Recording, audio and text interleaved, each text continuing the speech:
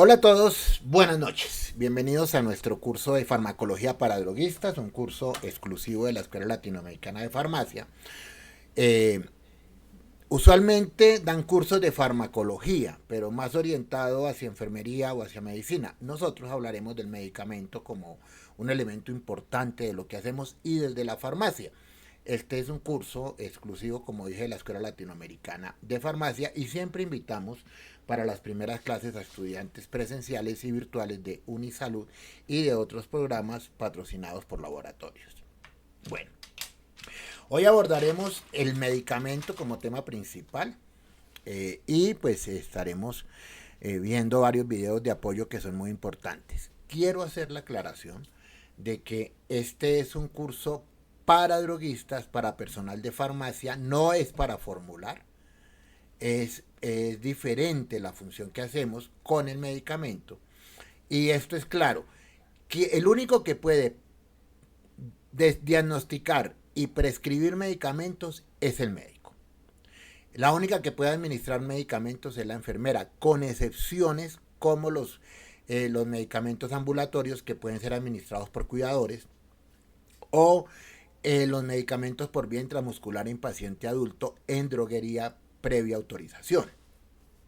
Ahora bien, el uso de los medicamentos de venta libre es exclusividad de la automedicación responsable. Ahí lo que hacemos nosotros es asesorar al paciente para que cuando solicite un medicamento estemos en capacidad de poder con comunicación asertiva indicarle si es o no el preciso, si es el que puede utilizar o no. Y eso se llama la automedicación responsable. Y bueno, aquí tendremos un curso exclusivamente de automedicación responsable, que es otro tema muy, muy importante. Por ahora, pues hoy nos orientaremos hacia el medicamento y el curso de farmacología pues va muy orientado hacia el personal que trabaja en droguerías. Las personas que están afiliadas a la Escuela Latinoamericana de Farmacia, que es a los que están dirigidos estos cursos libres, pueden en un momento descargar de la plataforma el material correspondiente a esta primera parte sobre el medicamento. Bien, bueno, para iniciar observaremos qué es la farmacología. Bueno, la farmacología es el estudio de los medicamentos y estos medicamentos cómo afectan a las personas que los toman. Cuando hablamos de afectación, no es necesariamente mala, es porque en la farmacología estudiamos qué es lo que hacen los medicamentos sobre las personas, pero también sobre los animales, incluso algunos medicamentos que se utilizan en las plantas. Bien, para nuestro campo de droguería es importante considerar no solamente el tratamiento para seres humanos, también el de las mascotas. ¿Por qué? Porque un medicamento que le damos a una mascota puede afectar a los pacientes humanos. Digamos, un producto para las pulgas que fuera tan tóxico, al perro no le haría nada, pero sí le puede hacer a los niños que viven con el perro. Entonces eso también forma parte de la farmacología. Cuando digo afectación, como dije, no necesariamente es negativa, pero ojo, hay que tener en cuenta lo que dijo Paracelso. Lo que diferencia un medicamento de un veneno es la dosis. Eso quiere decir que todos los medicamentos sí o sí implican un riesgo, incluso los homeopáticos, incluso los suplementos dietarios, incluso los fitoterapéuticos. No existe ningún medicamento ni ninguna sustancia que sea totalmente inocua. Ninguna, ni siquiera el agua, porque si tomaría mucha agua me daría hidrólisis. Entonces, siempre que pensemos en medicamentos, pensamos de que esto afecta a alguien. La idea es que lo afecte positivamente, pero también existiría el riesgo de que lo afecte negativamente. La farmacología está estrechamente vinculada con otros campos de estudios similares. Nosotros aquí hablaremos también en la clase 2 de la farmacocinética, que es el estudio de la absorción, la distribución, el metabolismo y la eliminación de los medicamentos. O sea, lo que el organismo hace sobre el medicamento. Y Lo que el medicamento hace sobre el organismo es lo que se denomina la farmacodinámica, que la veremos en la tercera clase. En la cuarta clase hablaremos de las reacciones adversas al medicamento, pero también de la drogadicción, que es un tema bien interesante porque no son solamente las personas adictas a los barbitúricos los únicos drogadictos. También son personas que consumen analgésicos sin requerirlo, otros que consumen algún tipo de sustancias que tienen algunos efectos como los opioides, que incluso se consiguen en droguería, como el tramadol, la dihidrocodeína o la codeína. Entonces, la farmacología lo que hace es precisamente estudiar los medicamentos y cómo los medicamentos afectan a las personas. Para nosotros como droguería, la farmacología es importante. Para nosotros como droguería y farmacia de droguería, para los tres siguientes casos. Primero, para evitar la automedicación irresponsable. No siempre son los medicamentos que nosotros vendemos. A veces las personas tienen medicamentos en la casa y los consumen porque alguien se los recomienda o porque los tienen. Eso es automedicación irresponsable. También hay automedicación responsable. La otra, educar sobre el uso adecuado de los medicamentos. Esto implica conocer no solamente el medicamento, sino conocer los otros elementos que forman parte del medicamento y que hoy observaremos. Y lo más importante, apoyar la adherencia a la terapia. Cuando hablamos de adherencia a la terapia, no necesariamente son siempre medicamentos bajo fórmula, porque hay personas que están haciendo algún tipo de terapia homeopática o fitoterapéutica o con suplementos dietarios, igual necesitan adherirse a esa terapia. La terapia no solamente son los medicamentos, también son los estilos de vida. Y esos estilos de vida son precisamente los que nosotros tenemos que ayudar a que el paciente comprenda para que haya adherencia a la terapia. Un paciente diabético, por ejemplo, va a tener una dieta no restringida, y aquí hago siempre la aclaración. El hecho de que a alguien le manden una dieta diferente no es restringir alimentos, es complementar mejor la nutrición. De hecho, a nadie le restringen alimentos. Le dicen es cambie sus hábitos por otros alimentos. Por ejemplo, consume 10 tintos al día, tómese un tinto. Mire que no están restringiendo, le están diciendo cambie el hábito.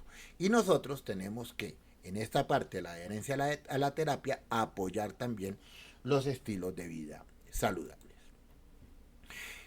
¿Qué es un medicamento? Bueno, esto está en la norma. La norma está clara, hoy la pueden descargar los afiliados a la Escuela Latinoamericana de Farmacia. Descárguenla y guárdenla. Ahí hablaremos de varios medicamentos, de los fitoterapéuticos en la norma, ¿no? De los medicamentos, de los homeopáticos también. Bien, y de los suplementos dietarios van a poder descargar las normas que aplican para eso. Pero hagamos sobre la general, la que más utilizamos, que es el decreto 677 de 1995. Aquí cometí un error, yo creo que lo podemos solucionar de una vez, porque aquí cometí un error al redactar, permítame. Eso. Ahora sí, ¿qué es lo que dice? Es aquel preparado farmacéutico obtenido a partir de principios activos con o sin sustancias. Permítanme, que es que me moví acá y necesito ya. Con o sin sustancias auxiliares. Presentado bajo forma farmacéutica, que se utiliza para prevención, alivio, diagnóstico, tratamiento, curación o rehabilitación de la enfermedad. Hay que tener en cuenta que cuando hablamos de un medicamento, hablamos de una sustancia que se diseñó para causar algún tipo de bien sobre las personas. Pero para diseñar un medicamento, pues se requieren muchísimos años de no solamente de investigación, sino prueba-error. Por eso algunos medicamentos, como hace poco ocurrió con la alerta sanitaria de la nimesulida, luego de muchos años en el mercado, pues aparecen de que no está cumpliendo con la función, posiblemente trae un riesgo de seguridad y hay que retirarlo del mercado. Básicamente, ¿qué es un medicamento? Básicamente un principio activo con sustancias auxiliares. Un principio activo, dice la misma norma, es un compuesto o mezcla de compuestos que tiene una acción farmacológica. Importante, lo que hace la acción farmacológica es el principio activo, pero no siempre es lo mismo en todos los pacientes. Hay que recordar que los pacientes pueden ser diferentes por muchas razones. Básicamente porque las personas no viven, no son individuos solamente, son también parte de una sociedad.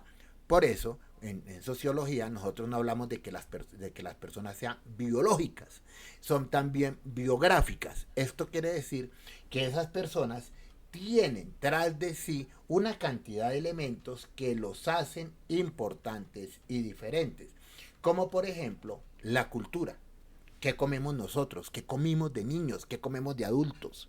Eso viene no porque yo quiera, es por un tema cultural. Pero también tiene que ver con el lugar donde estén las personas. Eso también tiene que ver con la sociedad. Por ejemplo, Colombia es un país que tiene muchísimos problemas de nutrición y alimentación, en donde gran parte de la población tiene sobrepeso, pero está malnutrida. Eso se debe a un tema social, y es que Colombia tiene alimentos todo el año. Si viviéramos en un país de los que tienen estaciones, no tendríamos la misma variedad ni de alimentos, ni de preparaciones que se tiene en Colombia. ¿Por qué? Porque las estaciones no lo permiten. Otros, por el contrario, han modificado sus hábitos en los últimos años, como ocurre con los norteamericanos, que comenzaron a consumir más bebidas gaseosas y más productos procesados que comida preparada en casa. Entonces ellos tienen también otro problema, pero es social. Es el problema de lo que se alimenta. Vamos a ver en este video qué es eso del principio activo.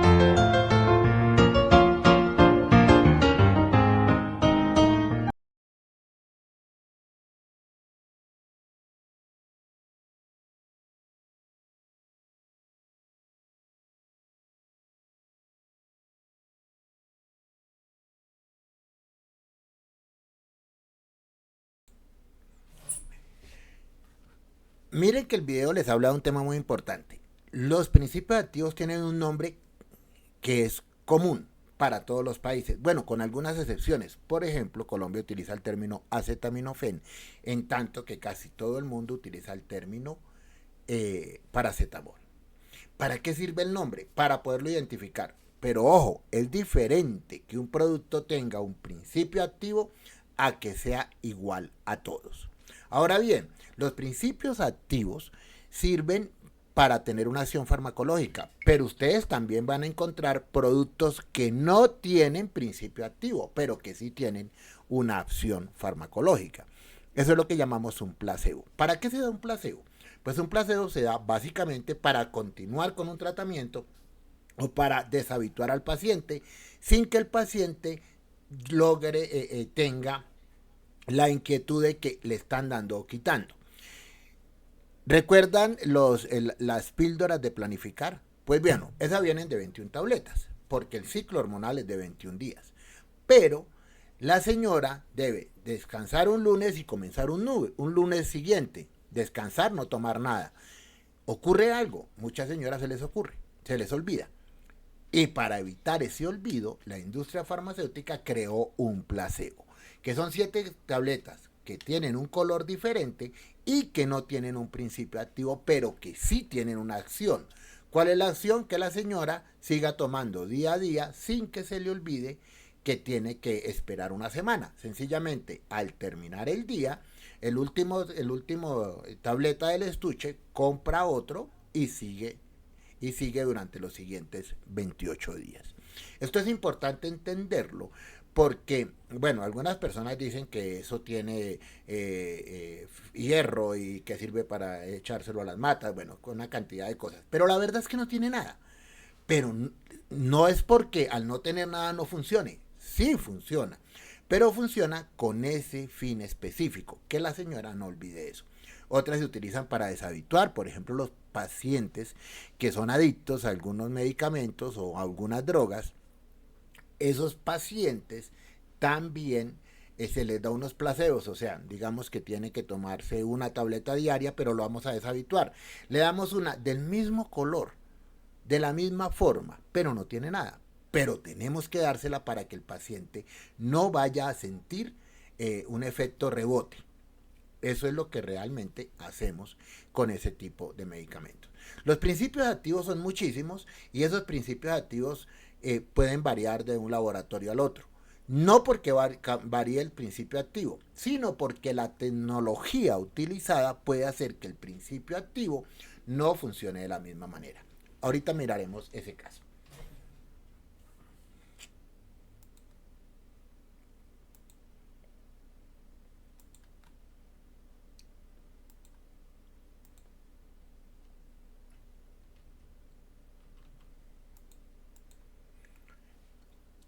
El mismo decreto 677 del 2005 habla de los excipientes. ¿Qué es un excipiente? Una sustancia aplicable a la preparación farmacéutica que sirve para dar forma farmacéutica. ¿Para qué aplico excipiente? Para dar una forma. Yo tengo acetaminofén, principio activo, pero ese acetaminofén viene para dárselo a niños, tendría que buscar una solución oral, dárselo a un paciente adulto, entonces tengo que buscar tabletas, pero también podría ser un jarabe y hay una marca de laboratorio que tiene una concentración diferente, 2 más, 7 más, bueno, 0 más. Eso es la forma farmacéutica.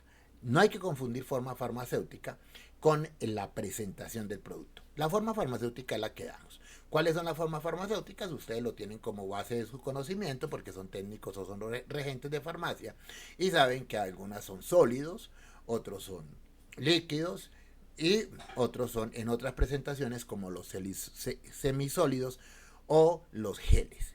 Bueno, ¿cómo logramos eso? A través de los excipientes. Por ejemplo, quiero tener un jarabe, pues utilizo agua y azúcar.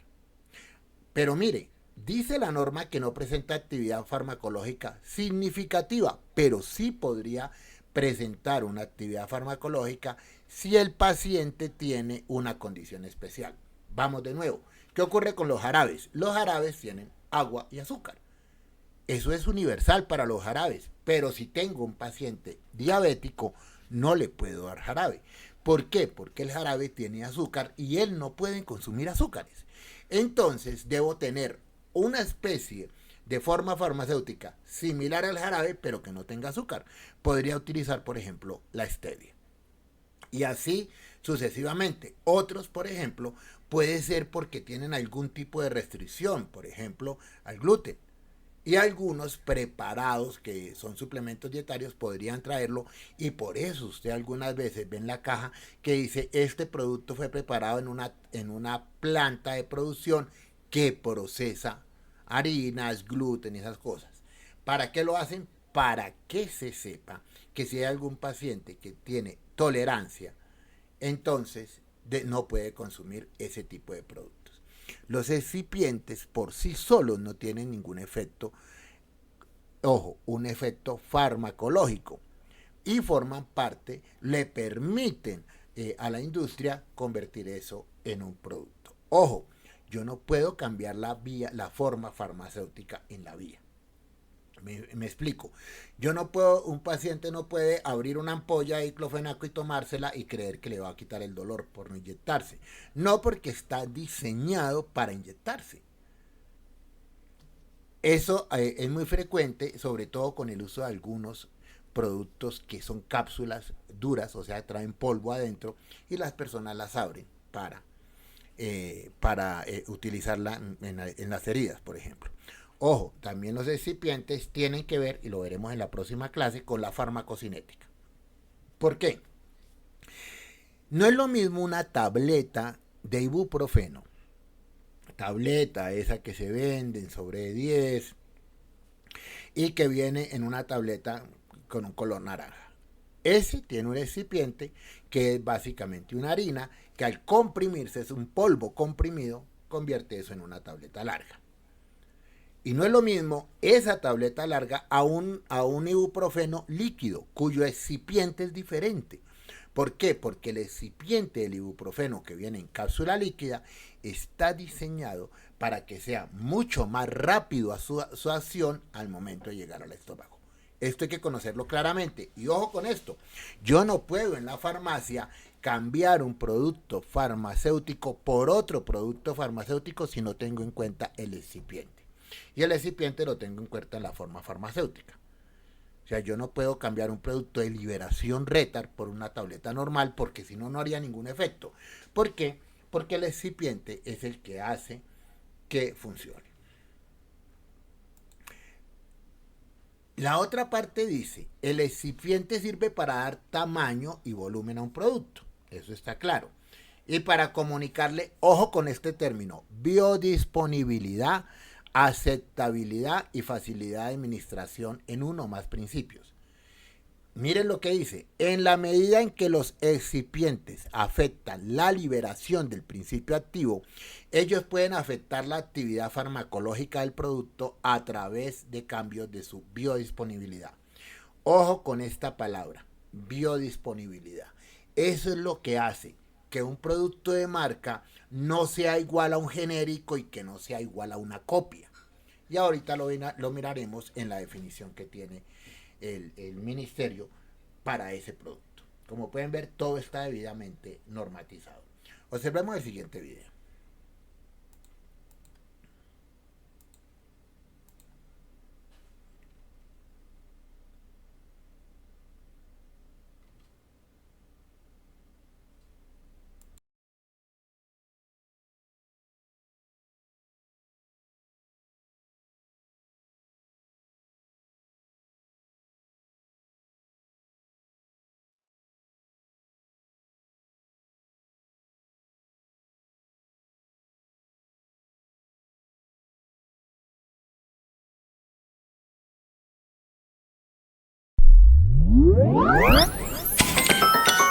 Hola, es muy habitual que los pacientes que presentan alergias o intolerancias a algún excipiente nos pidan cuando les dispensamos un medicamento que la presentación dispensada no contenga dicho excipiente.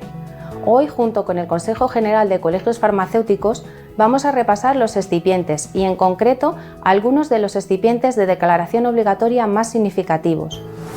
La Ley de Garantías define como excipiente a todo componente de un medicamento distinto del principio activo y del material de acondicionamiento.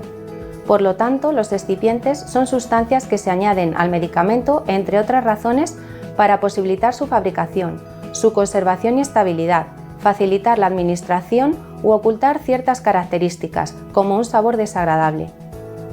Aunque los excipientes no tienen acción farmacológica, sí pueden tener algún tipo de efecto sobre el paciente, como provocar reacciones alérgicas o de intolerancia. Por ello, todos los excipientes deben venir detallados en la ficha técnica del medicamento y haber sido aprobados por la Agencia Española de Medicamentos y Productos Sanitarios.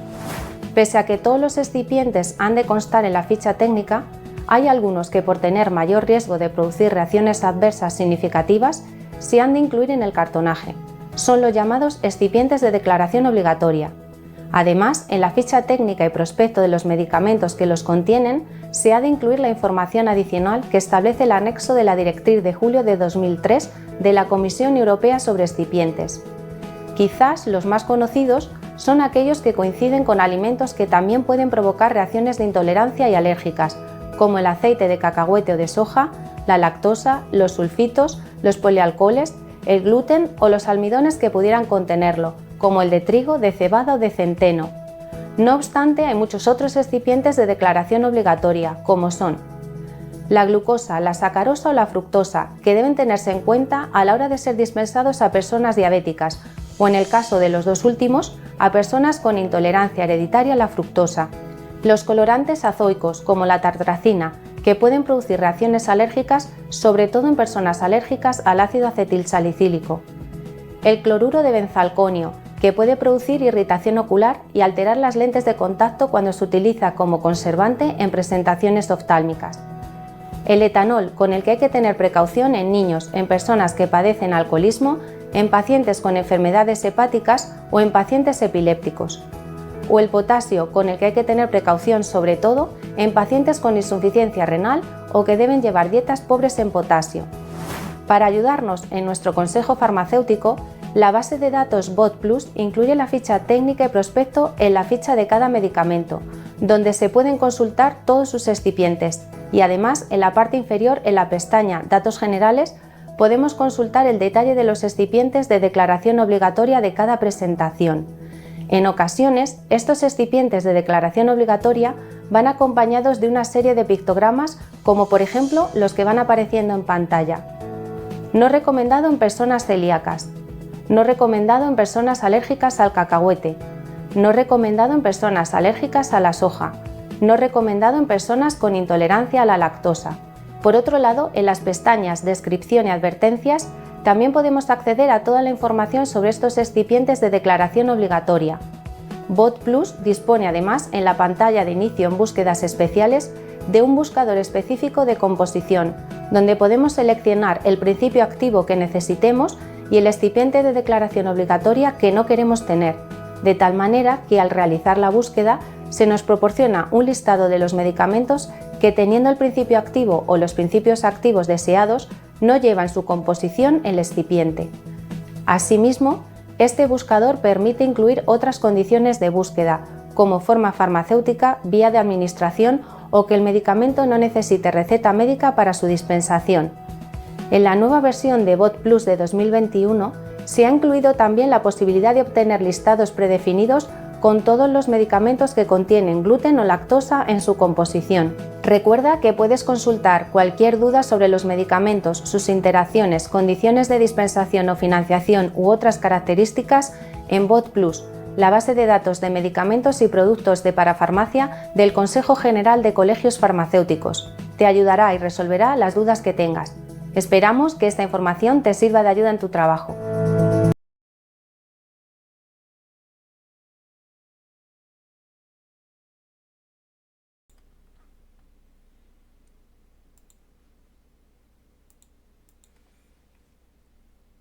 Bueno, si ves lo interesante y lo necesario que es que el personal que trabaja en farmacia vea que el medicamento es mucho más que un producto terminado.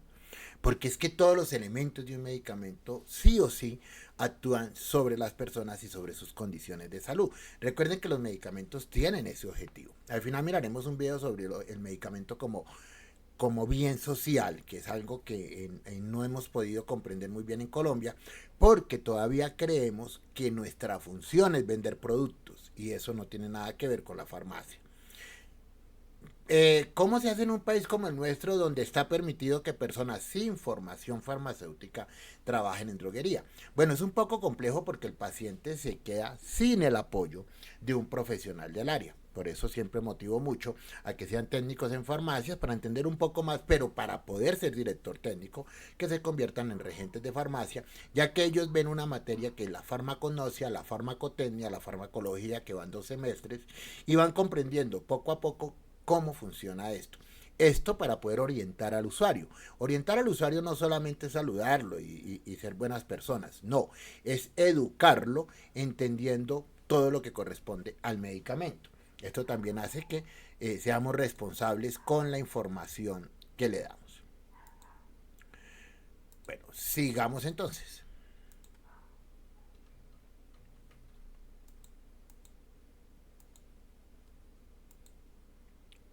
Aquí hay un término importante, biodisponibilidad. Indica la cantidad de fármaco terapéuticamente activo que alcanza la circulación general y la velocidad a la cual se hace, después de la administración de la forma farmacéutica. Hay que tener en cuenta que la biodisponibilidad es la que hace que un medicamento se parezca a otro. En muchos países, los medicamentos genéricos deben tener un sello que dice que son biodisponibles o bioequivalentes. Quiere decir que ese producto, cuando yo compro un similar, que ese es el nombre que le utilizan también, producto similar, es igual a la marca. Desafortunadamente en Colombia no tenemos ese sello y casi todo lo que comercializamos es copias. Y las copias no tienen estudios de biodisponibilidad ni de bioequivalencia. O sea, una copia no puede demostrar que llega a la circulación general con la misma velocidad con la que hace un producto innovador. Esto afecta muchísimo la calidad de vida del paciente, porque si bien recibe un medicamento, posiblemente no sea igual de lo que espera el médico cuando ordena una marca. Por eso, nosotros no podemos cambiar las marcas de los productos, porque el médico lo hace a partir de su experticia y de su experiencia. Nosotros tenemos que respetar eso. La función de una droguería es tener todos los productos disponibles para que el paciente los pueda tener. Y si el paciente pide una marca genérica, que sea un genérico. ¿Cómo sabemos nosotros que es un genérico? Pues sabiendo quién es el laboratorio. Los laboratorios que también hacen marcas tienen su propia línea de genéricos. Las copias no tienen eso y no podríamos garantizar, si bien de pronto creeríamos que no tiene un efecto, si lo tiene. Si lo tiene, ya les conté el caso del ibuprofeno, que una cosa es la tableta y otra cosa es la cápsula líquida. Ahí la biodisponibilidad es totalmente diferente. Hay que tenerlo en cuenta y siempre que usted vaya a cambiar un producto porque el usuario se lo pide y usted no puede consultar con el médico, tenga en cuenta elementos como qué es un genérico, qué es una copia, si el tipo de tecnología utilizado es lo mismo, si la forma farmacéutica es la adecuada, si los recipientes son adecuados. Hay muchos videos en internet, la página del INVIMA también tiene muchísima información y es bueno. Usted es un profesional de la salud y tiene que comprender eso. Miremos qué es eso de la bioequivalencia.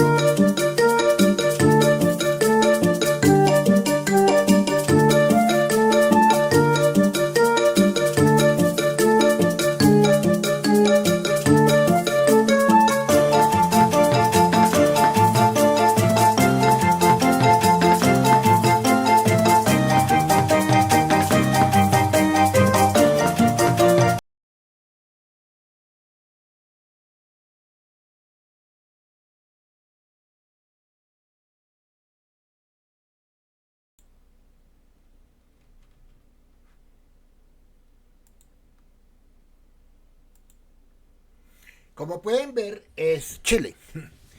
Chile, por eso pues ellos sí utilizan el concepto de bioequivalente. México también lo utiliza. Perú también utiliza los conceptos de bioequivalencia. Nosotros solamente lo tenemos en la norma y no podemos saber con exactitud cuando un producto es bioequivalente y biodisponible. En ese caso, ¿qué tenemos que hacer? A menos que sepamos que el laboratorio genérico productor depende de una matriz que produce productos de marca, ahí tendríamos un genérico bioequivalente. Pero si son copias, que son muchísimas en Colombia, o sea, que se hacen de la industria nacional, desafortunadamente no todas tienen bioequivalencia, algunas sí, averigüen cuáles, esos productos no serían iguales al momento de cambiarlo. Su director técnico sabe cuáles son esos productos que están denominados medicamentos de alto riesgo. No porque sean riesgosos en sí para el paciente, sino que cualquier cambio que tengamos en esos productos puede causar en el paciente una falla terapéutica. No entiendan cómo falla algo trágico, sino que sencillamente no funcionaría. Entonces, su director técnico conoce ese listado y lo establece. ¿Cuáles son los medicamentos MAR? Él dice, bueno, este medicamento, ojo con este medicamento porque puede ser MAR. O sea, es un medicamento que si cambiamos la marca, si cambiamos la presentación, si cambiamos la forma farmacéutica, podría no funcionar. Ahí vamos a tener casos como por ejemplo las levotirocinas, algunos ansiolíticos, algunos cardiovasculares específicos, por ejemplo de liberación controlada o de liberación oros, o algunos medicamentos que se utilizan en tratamientos oncológicos. Los medicamentos para el tratamiento del VIH también tienen este tipo de características. ¿Cómo nosotros saberlo? La más fácil, no cambia la marca. Si el paciente viene por un producto MAR, medicamento de alto riesgo, pregúntele, ¿usted está tomando levotirocina? Sí, ¿cuál viene tomando? ¿Está tomando losartán? Sí, ¿cuál viene tomando? Y así sucesivamente para poder tener continuidad. Es mucho más fácil y seguro que usted le diga al paciente, le voy a seguir teniendo el producto todos los meses acá para que no cambie marcas, para que no esté buscando marcas. Y tener una base de datos de esos pacientes, por decir así, crónicos o especiales que tienen un tratamiento especial y con eso podemos garantizar que funcionan los medicamentos que está consumiendo.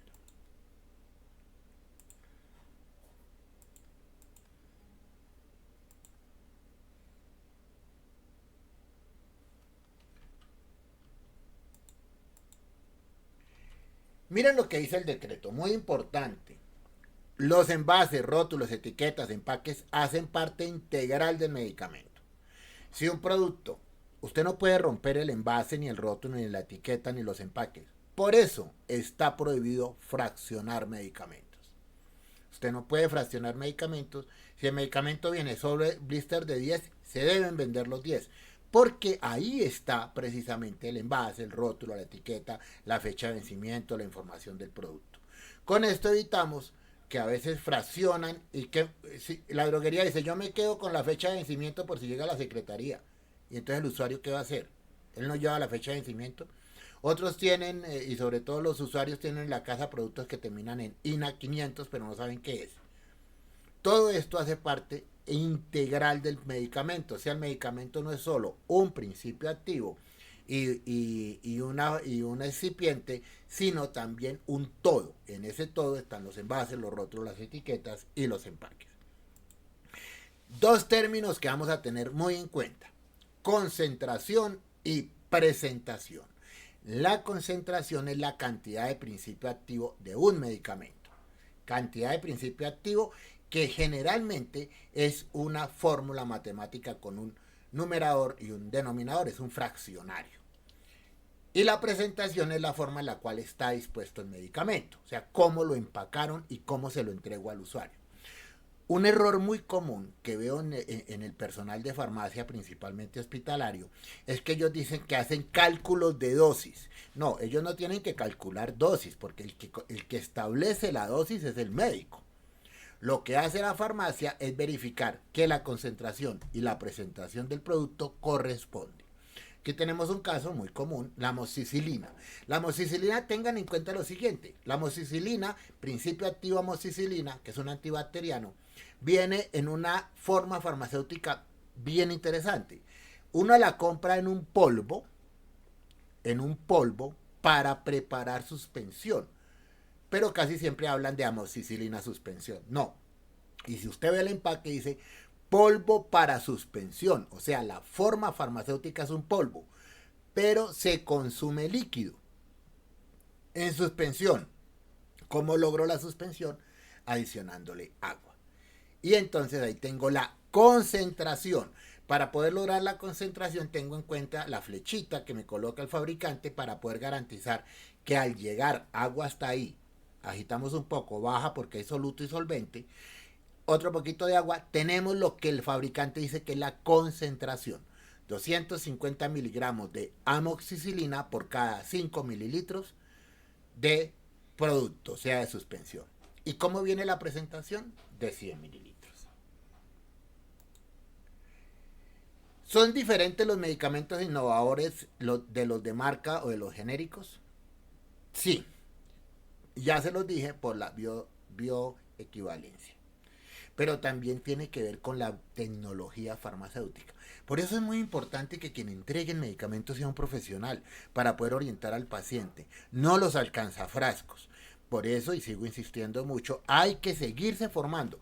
Si usted tiene esto como parte de su proyecto de vida, como su profesión, es lo que hace el día a día y es con lo que beneficia a la comunidad, conviértase en regente de farmacia para tener información importante que solamente un farmacéutico puede darle a un paciente. Nosotros no estudiamos medicina, para los que creen que son más importantes que el médico, eso es falso. Nosotros lo que hacemos es farmacia. Y la farmacia tiene que ver con el medicamento. La relación que tenemos con la medicina es que nosotros apoyamos el diagnóstico y la terapia. Pero ahorita viene un tema bien interesante para ir cerrando. ¿Es el medicamento un bien comercial, un bien de uso o un bien social? Bueno, si bien los medicamentos se compran y se venden, no son bienes de consumo. Nadie compra un medicamento por gusto. Las personas compran un medicamento porque requieren bienestar. Y para hacerlo, pues son esenciales para la sociedad. Esto es muy interesante entenderlo, porque lo que usted vende no es un producto, es una expectativa. Cuando alguien compra un jarabe para la tos, no lo compra por el sabor o por la marca, lo compra es porque necesita algo que le alivie ese síntoma que es la tos.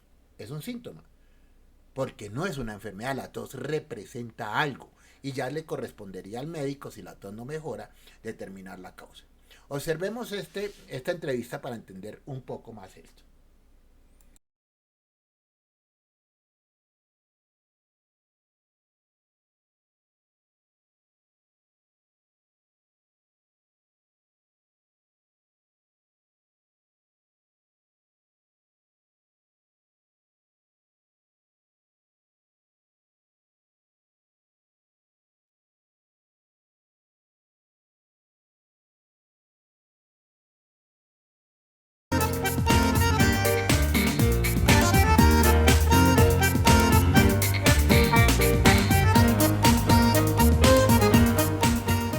Muy buenas y bienvenidos a esta nueva entrega de los especiales aquí en Canal Upato. ¿Cómo estás? ¿Qué tal, Miguel? Buenas noches. Este caso, una coproducción con la Facultad de Ciencias Químicas de la Universidad Nacional de Córdoba y enfocándonos en los medicamentos como un bien social. Vamos a ver una primera nota con los disparadores de este programa y ya comenzamos el diálogo con nuestros entrevistados. Hoy vamos a hablar de algunas investigaciones que se vienen desarrollando en la Facultad de Ciencias Químicas de la Universidad Nacional de Córdoba y veremos cómo la innovación y el desarrollo tecnológico de nuevos fármacos mejora la salud y la expectativa de vida de los ciudadanos argentinos. Estaremos dialogando con el equipo de investigación a cargo del Dr. Santiago Palma, quienes nos contarán el trabajo que vienen desarrollando desde la Facultad de Ciencias Químicas en conjunto con el CONICET. Nos mostrarán cuál es la importancia de la investigación en el ámbito de lo público en materia de innovación, como por ejemplo los nanomedicamentos y el uso de impresoras 3D para la obtención de nuevos fármacos. La mayoría de las personas, seguramente si uno les pregunta forma coloquial, como han notado el aumento en la calidad de vida y en la expectativa de vida de la población, se darán cuenta de que está mejorado ostensiblemente en el siglo pasado y lo que va de este siglo. Eso tiene mucho que ver con nuevos medicamentos, mejores terapias, medicamentos más eficientes, más seguros, más confiables, más potentes, que permiten tratar patologías que antes era impensado tratar. Si bien nuestro grupo de trabajo está abocado al ámbito de la investigación, nos resulta imprescindible pensar en la necesidad de realizar una transferencia tecnológica. Esta transferencia la hacemos a través de diferentes industrias que están abocadas al sector farmacéutico.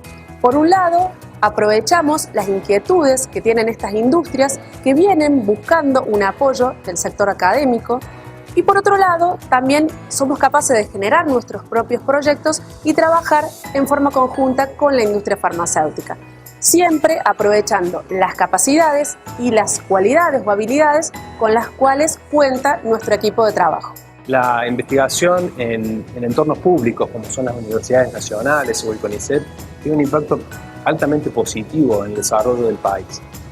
En áreas como la medicina o las ciencias farmacéuticas, eso es indudable. Todo este tipo de desarrollos culminan idealmente trasladando la investigación al sector industrial. Por ejemplo, en la Universidad Nacional de Córdoba nosotros tenemos un laboratorio de producción pública de medicamentos de excelencia, como es el laboratorio de hemoderivados.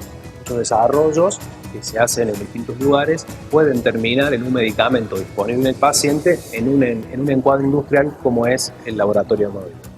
De hecho, nuestro grupo de trabajo y la mayoría de los grupos de trabajo de la Facultad de Ciencias Químicas intentan tener un impacto positivo desde sus laboratorios y trasladarlo luego al sector productivo.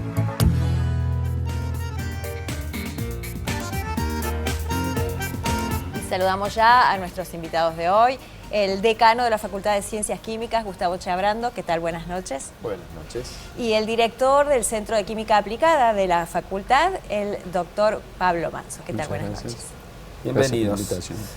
Bueno, vamos a comenzar la entrevista y el programa. Y primero, Gustavo, queríamos consultarte por el título que lleva este especial, que habla de los medicamentos y postulamos que es un bien social. Y contémosle a la audiencia por qué entendemos eso, ¿no?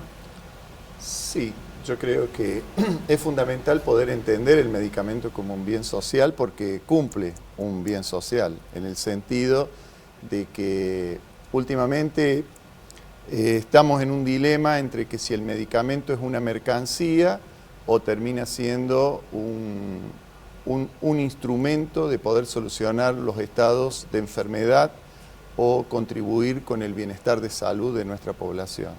Y eso es un dilema, es todo un dilema porque eso hace no solo a la búsqueda del mercado en sí, del libre mercado del medicamento, sino también que impacta de manera desfavorable en los precios de los medicamentos. Siempre hablamos la diferencia entre costo y precio, es decir, ese es un tema fundamental en poder entender por qué hay medicamentos tan caros, de tan alto precio, y si realmente se justifica desde el punto de vista de ese valor monetario que tiene el medicamento, si realmente se justifica que sea en términos de costo, tenga ese valor en precio. Y ahí me gusta mucho poder unir los dos conceptos del medicamento como bien social y la investigación científica como un bien social. Porque en definitiva poder investigar sobre la reutilización de medicamentos que están utilizados con un fin y que pueden ser utilizados con otro fin, y por otro lado la investigación científica para descubrir nuevos tratamientos, nuevos fármacos, la posibilidad de poder llevar que el fármaco, además de cubrir una necesidad para responder a una determinada enfermedad, también responda a la persona, y ahí viene un concepto de la medicina personalizada, es decir, poder entender que la enfermedad es una situación individual que se plantea en las personas y que estamos acostumbrados que se lo tratan de manera conjunta, pero hoy ya la medicina personalizada es una realidad y la base de esa medicina personalizada es la investigación científica. Bueno, y ahí a mí me entra una duda. ¿Cómo es esto de la medicina y el medicamento personalizado en lo que hace a la fabricación, que es industrial. ¿Cómo se hace con esta nueva tendencia de la nanotecnología, por ejemplo, para que se pueda hacer el medicamento indicado para cada paciente? Bueno, eso en realidad tiene muchas aristas como para abordar el tema, es decir, hay medicamentos que son de uso masivo y hay algunos medicamentos que atienden a patologías específicas que requieren una producción más direccionada. Ahí está el concepto de medicamentos huérfanos, que en muchos casos las empresas no los producen porque no hay atrás de esa producción un negocio específico de características amplias, y ahí requiere que haya instituciones que se dediquen a cubrir ese vacío, generando, digamos, especialidades medicinales abocadas a cubrir esas necesidades específicas. Y ahí yo quería volver un poquito al concepto de la salud como un derecho, que es lo que da pie al medicamento como bien social. Y en ese sentido aparece la necesidad de que el Estado intervenga de manera activa para regular esos procesos. Tenemos que tomar en cuenta que la industria farmacéutica es una industria bastante concentrada, es decir, las 15 principales empresas a nivel nacional concentran más del 75% de la producción de medicamentos. Entonces, es necesario que el Estado intervenga en la regulación de precios y atender estas necesidades de pequeña escala a través de elementos de políticas públicas específicas apuntadas a esos sectores. Y en esa cuestión que está planteando Manso en relación a el rol que deben jugar, en este caso el Estado, el rol que debe jugar la universidad y las facultades en este esquema actual donde empezamos a hablar de la salud pública, del bien social, de los medicamentos. Y es fundamental porque yo recién vinculaba la investigación científica también como un bien social y el medicamento como un bien social. Y las universidades tenemos la responsabilidad de entender la problemática social y poder abordar líneas de investigación que vayan direccionadas, digamos, no solo a producir el conocimiento, que es muy importante, sino en la búsqueda también de que ese conocimiento pueda ser transferido y en este caso poder atender situaciones particulares, por ejemplo, los medicamentos huérfanos, los medicamentos de alto precio, o sea que puedan ser a través de políticas coordinadas con el Estado, se puedan atender situaciones particulares y, digamos, en alguna medida también ser responsables de el valor que tienen esos medicamentos en términos también del mercado en sí. Por ejemplo, el fenómeno que nosotros tenemos, que siempre lo utilizamos como valor social, es el laboratorio de hemoderivados. Gracias al laboratorio de hemoderivados, con desarrollos de nuestra universidad, han posibilitado hoy que los medicamentos derivados de la sangre en Argentina, el valor, el precio de esos medicamentos, juega un gran impacto en nuestro laboratorio de hemoderivados de la Universidad Nacional de Córdoba. Vamos a estar viendo el trabajo que se hace desde la Facultad de Ciencias Químicas en conjunto con el laboratorio de hemoderivados, pero llegó el momento de hacer una pausa, viendo la segunda parte de un informe que presentábamos al comienzo. Tal cual, tiene que ver con la nanotecnología o nanomedicamentos, y ya comenzamos a ver los temas que nos van a acompañar esta noche en este especial, justamente medicamentos, un bien social.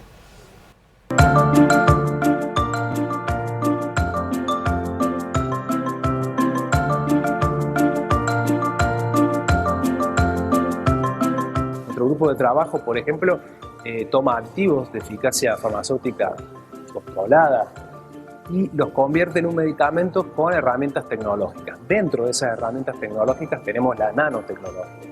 Básicamente la nanotecnología tiene que ver con utilizar herramientas químicas y físicas para convertir sistemas a un tamaño nanométrico que permita aumentar su eficacia. Esta no es la única herramienta. Existen otras herramientas disruptivas, como la tecnología de impresión 3D, o también el uso de membranas que permiten cargar fármacos y hacerlos más eficaces.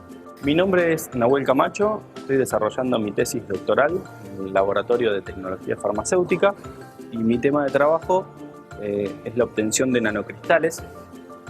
Los mismos son cristales de tamaño nanométrico, muy chicos, que mejoran la solubilidad de fármacos con problemas. De esta forma podemos mejorar la eficacia que los mismos presentan al ser administrados en un tratamiento. En mi tesis particularmente trabajo destinado a 3 tratamientos.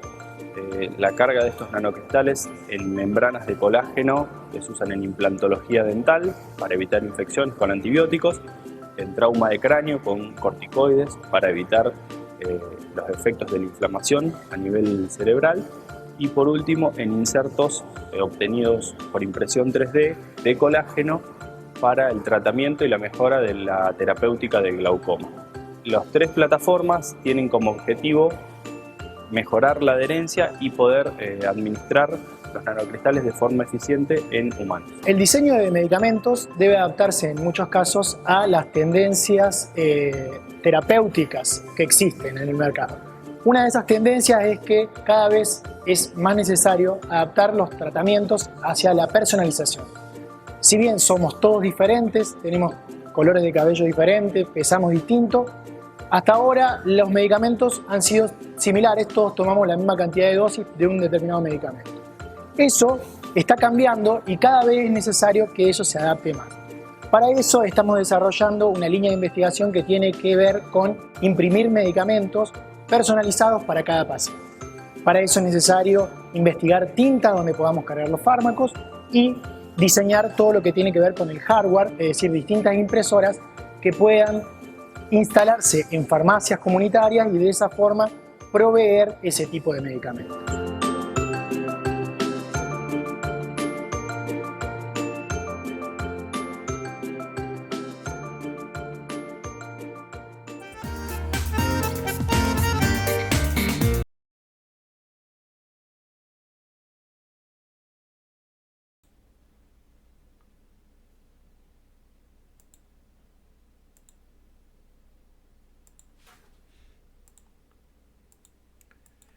Una discusión que tiene países como el nuestro es precisamente el costo de los medicamentos. Y tiene que ver con que en Colombia nos demoramos muchísimo en poder implementar un precio de medicamentos justo. Por eso más de 1000 medicamentos tienen precio regulado. ¿Por qué precio regulado? Porque es que antes del 2010, correcto, los medicamentos eran abiertos. Hay productos que hoy día valen 250.000 pesos. El tratamiento MES para el tratamiento del VIH, que en el 2007 valía 1.950.000 pesos. ¿Eso por qué? Porque precisamente en Colombia tenemos un tema todavía de si el medicamento es un bien comercial o un bien social.